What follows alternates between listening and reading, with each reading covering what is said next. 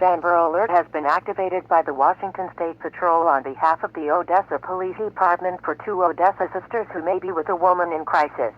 The girls were reportedly last seen leaving the area of West Broadway Avenue in Montesano on Tuesday morning with Carolyn Gleave, age 40, who may be taking them out of state. The first victim is Vanessa Gleave, age 12, blonde hair, hazel brown eyes, 5 feet and 4 inches tall, and weighing 90 pounds.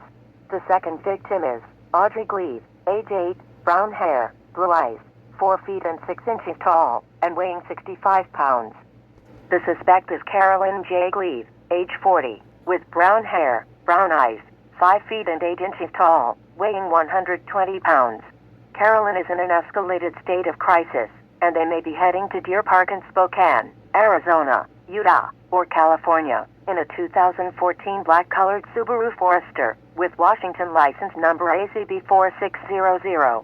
If seen, call 911 or the Odessa Police Department at 509-982-0141.